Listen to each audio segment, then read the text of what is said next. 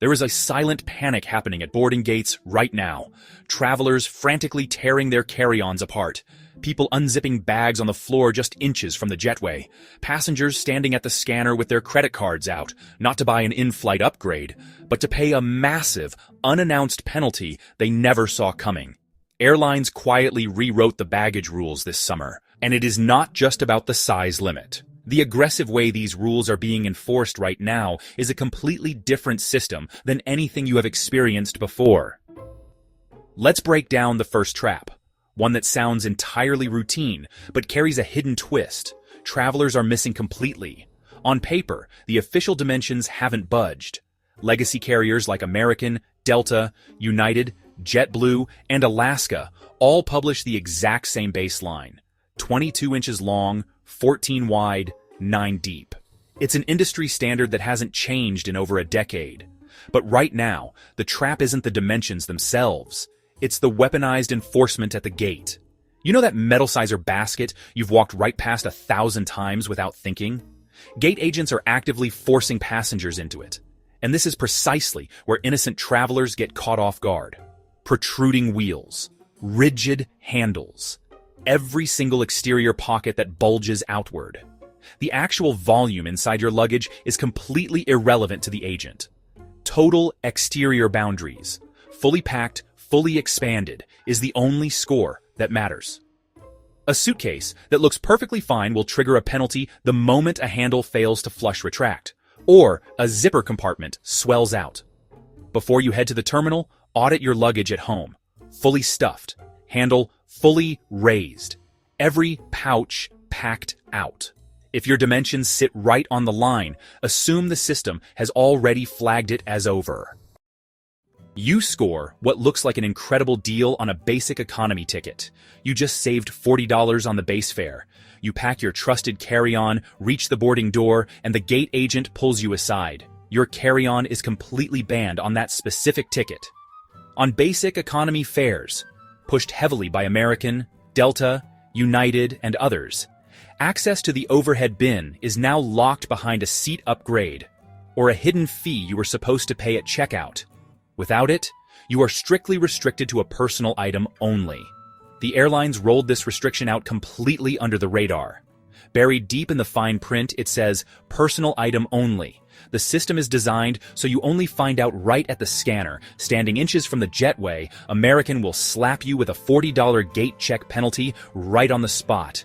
United enforces a similarly aggressive gate penalty. And because you are already trapped at the boarding door, you are completely locked out of the cheaper baggage rate you could have paid online days ago. Before you ever finalize a summer flight, aggressively verify your exact fare class before closing the tab. If the screen says basic economy or light fare, stop immediately and audit the baggage terms in the fine print. This next trap is going to completely change how you look at your own luggage. You purposefully bought a carry-on equipped with an expansion zipper. Maximized packing capacity. The vast majority of expandable bags are engineered to hit the maximum legal size limit in their collapsed state. The second you unzip that extra expansion compartment, your luggage expands by an extra 1 to 2 inches of critical depth. And that microscopic difference is exactly what stands between boarding smoothly and absorbing a massive gate penalty you completely unbudgeted for. Airline gate agents are now specifically trained to spot this exact visual cue. An overexpanded suitcase bulging past its rigid frame gets pulled out of line immediately. The visual silhouette alone is enough for them to intercept you. And once they pull it, the outcome is already decided. That bonus pair of shoes or jacket you shoved into the expanded fabric? It just triggered an unexpected $40 to $75 gate check fine. Fly with that expansion zipper completely locked down. If you absolutely cannot fit your belongings, bite the bullet and pay the cheaper advance rate for a checked bag online. This is where the financial damage gets incredibly painful. You found a rock-bottom ticket with Frontier, or Spirit, or Allegiant, the absolute cheapest baseline fare on the internet. It feels like you are practically flying for free. Then you show up with a carry-on, and the surprise fee slams into you like a brick wall. On ultra-low-cost carriers, overhead bags have never been part of the deal. But right now in 2026, the price penalty ladder got significantly steeper, and the extreme gap between paying online versus paying at the gate is larger than most travelers comprehend. Lock in your carry-on online at the exact moment of booking. You pay roughly $30 to $50. Wait until you hit the physical check-in counter. That spikes to $50 or $75. Show up at the actual boarding gate without paying. You get hit with a brutal $75 to $100 penalty. Per bag, per direction. Most passengers step on every rung of that ladder because they either did not read the fine print at booking or assumed they would sort it out later. Run the numbers. 2 passengers, 2 carry-ons, gate fees, round trip. You are suddenly looking at a staggering $400 in pure baggage penalties.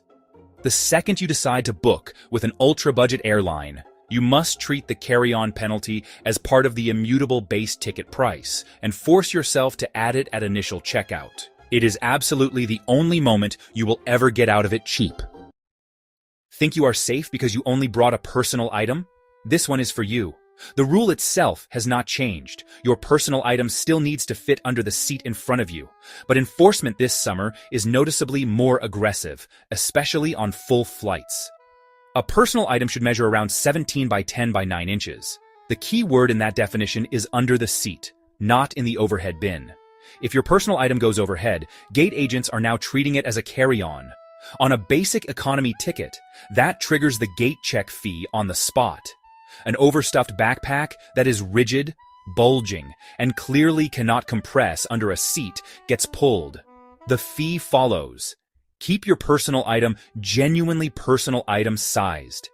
If your backpack is fully packed and stiff as a board, it stopped being a personal item the moment you overfilled it. You just have not been caught yet.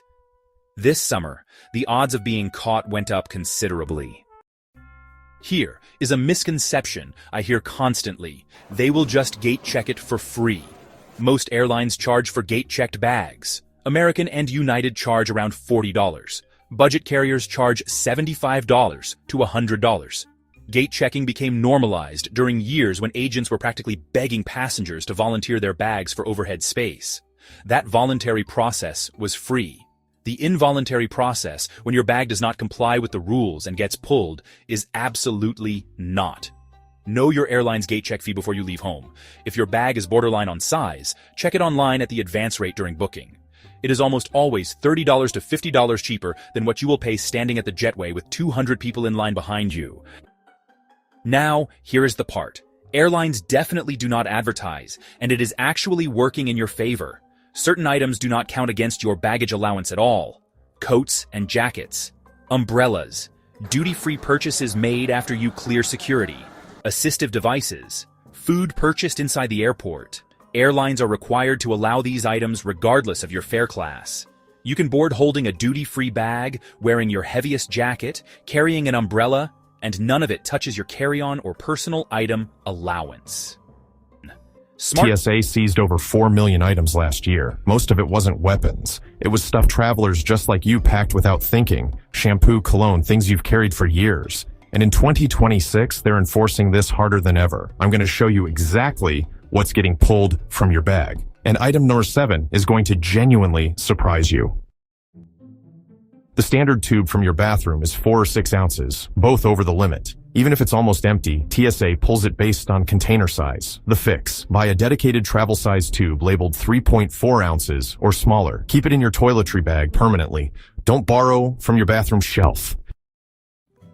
Still the #1 most confiscated liquid category at TSA. Full-size bottles show up immediately on the X-ray, and the second they see one, your entire bag gets pulled for a manual search. Get a set of reusable silicone travel bottles. Fill them at home. They last forever, and they'll save you from this headache on every trip. This catches people who have flown with spray deodorant before without issues. That's the trap. Enforcement is inconsistent. One day it gets through, the next day a different officer pulls it. Switch to a solid stick for travel days. Solids aren't considered liquids by TSA, so they don't go in your liquids bag and don't count toward your 1-quart limit. One swap eliminates the risk entirely. Summer travelers. This one hits hard. Most sunscreen bottles are well over 3.4 ounces, and because people associate sunscreen with health, they assume it gets a pass. It does not. Sunscreen is a liquid. Same rules apply. Buy travel size or decant into a smaller container before you leave. And apply some before you get to the airport. Between the terminal windows and UV exposure at cruising altitude, your skin takes more damage on travel days than you think.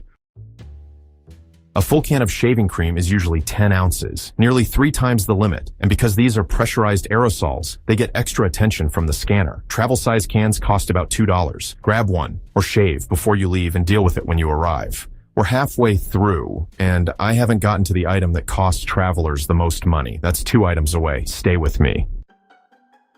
Standard Listerine is over 16 ounces, 5 times the limit. People pack full-size bottles constantly, and it gets confiscated every single time. Grab travel-size bottles from any drugstore, or switch to mouthwash tablets, which aren't liquid at all and don't need to go in your liquids bag.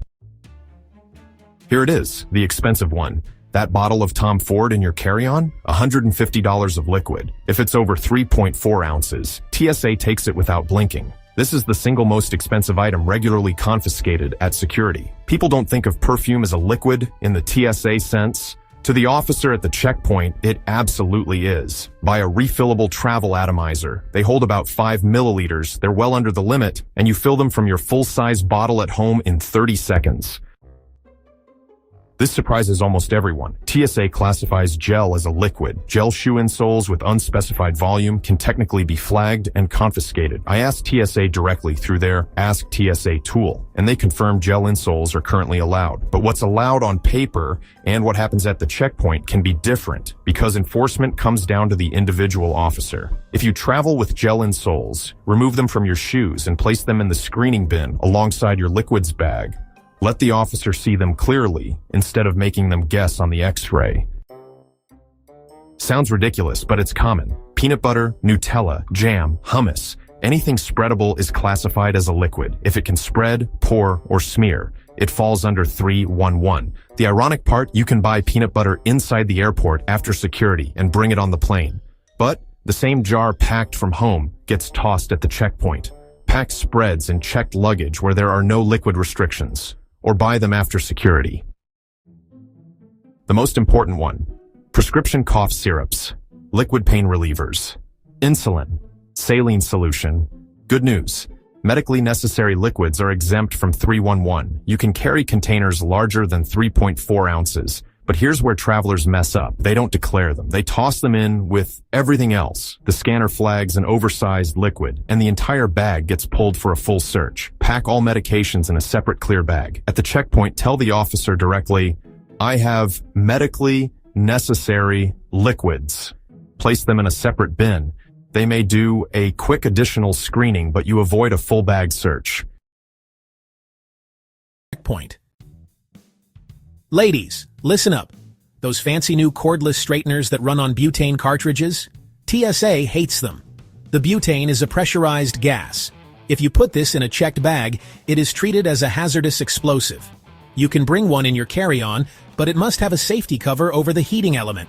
If you pack a spare butane refill, confiscate it immediately, no exceptions. Seniors love these for cold flights, but they are a trap. The vest itself is just fabric, but the battery pack inside is pure lithium. I see people fold the vest and check it, forgetting the battery is still zipped in the pocket. You can check the vest, but you must unplug and remove the battery and carry it with you in the cabin. Do not leave it connected. So, if you bought a suitcase with a built-in charger or GPS tracker, you really need to be careful. If that battery doesn't pop out, then, well, that bag is not flying. Airlines are stricter than ever about non-removable batteries in 2026. You must be able to eject the battery with just one finger. And if you're forced to gate check your carry-on, you have to rip that battery out before handing it over. If it's stuck, the bag stays behind. These are super popular for anyone with arthritis or poor circulation. But, unlike the old shake-to-activate packets, the electric ones are actually high-density batteries. You need to treat these exactly like a cell phone.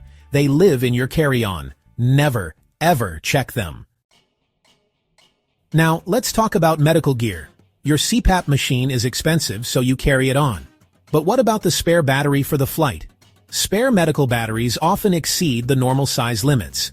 You are allowed to bring them, but they must be in your carry-on and protected from short-circuiting. Use electrical tape over the terminals or keep them in their original box. Never check a loose medical battery. If you use old-school zinc air batteries with the sticker tabs, you can pack those anywhere. But the new rechargeable hearing aid cases?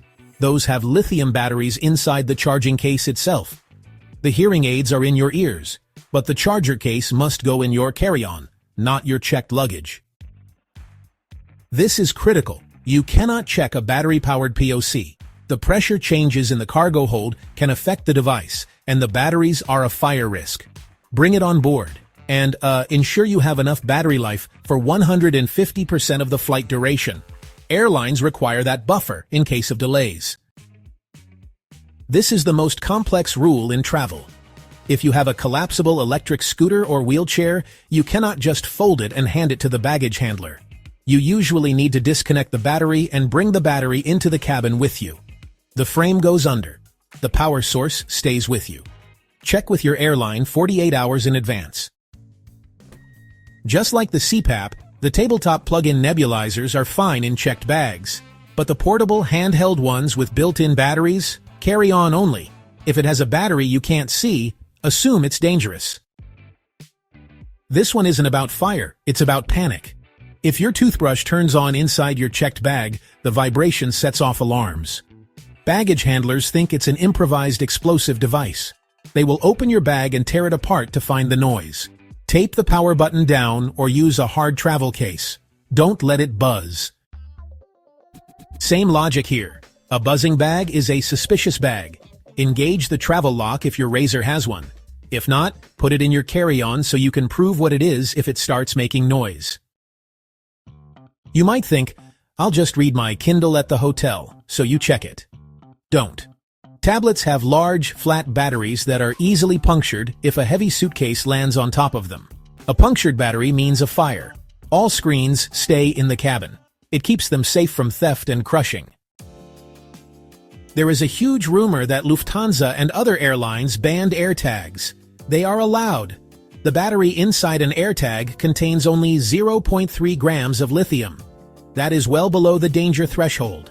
You can keep them in your checked luggage to track your bags. They are safe. Finally, the laptop. Sometimes you have to check it because your carry-on is full. If you check it while it's in sleep mode, it can wake up, overheat, and ignite the clothes around it. If you absolutely must check a laptop, power it down completely. Not sleep. Not hibernate. Off.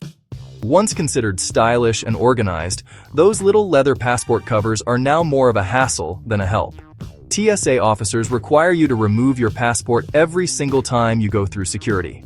That means unzipping, unfolding, fumbling, and slowing down the line every time. What to do instead? Keep your passport easily accessible in a jacket or bag pocket just for the security line. Once you're through, move it to a secure zipped inner pocket or travel pouch.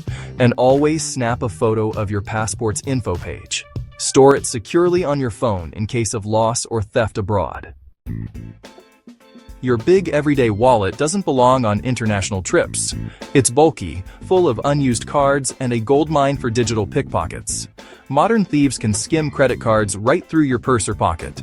What to pack instead? A minimalist RFID-blocking travel wallet with only the essentials. One credit card, your ID, and a backup. The smaller your wallet, the safer and easier it is to manage on the move. If you've been using the same power bank since 2018, it's time to retire it. Older models can overheat and even pose fire risks mid-flight. That's why airlines ban them from checked luggage. Upgrade tip. Modern chargers now include built-in safety sensors that regulate temperature. Brands like Anker and Belkin have models with automatic shut-off features, small, powerful, and safe to carry on board. So, those soft duffel bags that hang from your shoulder might look adventurous. Yeah, they really do.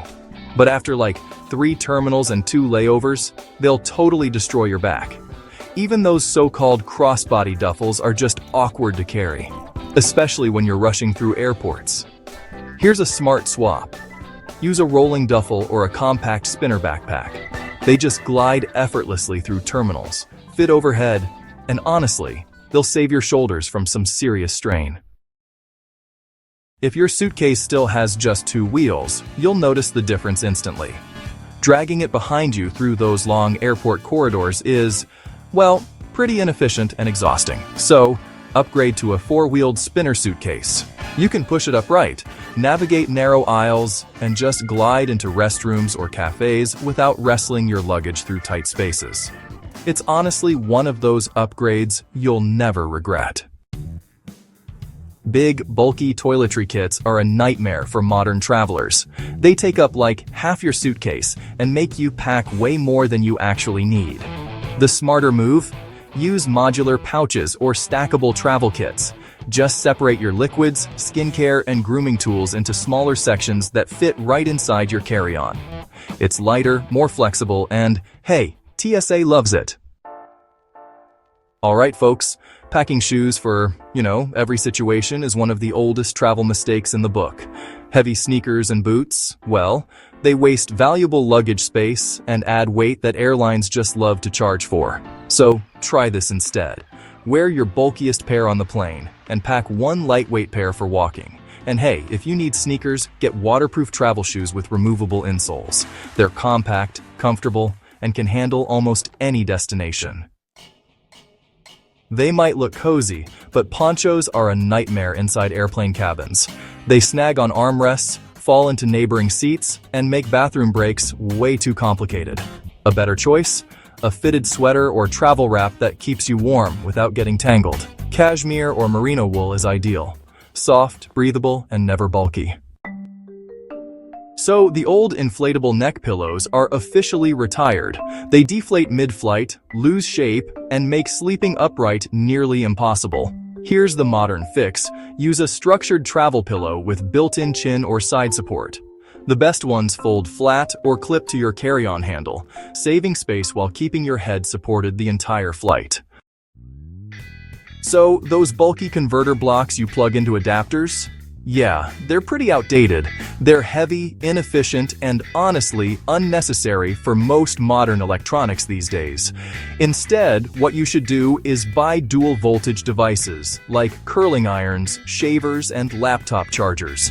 Then, just pack 1 simple plug adapter that matches your destination. It's lighter, safer, and, way less frustrating. Traditional wired or over-ear headphones take up too much space and, honestly, tangle way too easily. They also make it harder to move freely during long-haul flights, which is just not ideal. Better upgrade. Use wireless earbuds with noise cancellation and a short safety tether. They save space, reduce clutter, and still block out crying babies and engine noise. They might feel safe, but hidden money belts are awkward, slow, and honestly pretty obvious to pickpockets. The moment you dig under your clothes for cash, you're signaling exactly where your valuables are. Travel smarter. Use a slash-resistant crossbody bag with a small tracker inside, like a tile or AirTag. Keep 1 card in your wallet, 1 in your hotel safe, and 1 in your bag. You'll stay safer and move faster. If you've ever said, "I might need this," you probably don't. Extra chargers, backup sweaters, 3 pairs of headphones, these just-in-case items fill your suitcase and, honestly, empty your patience.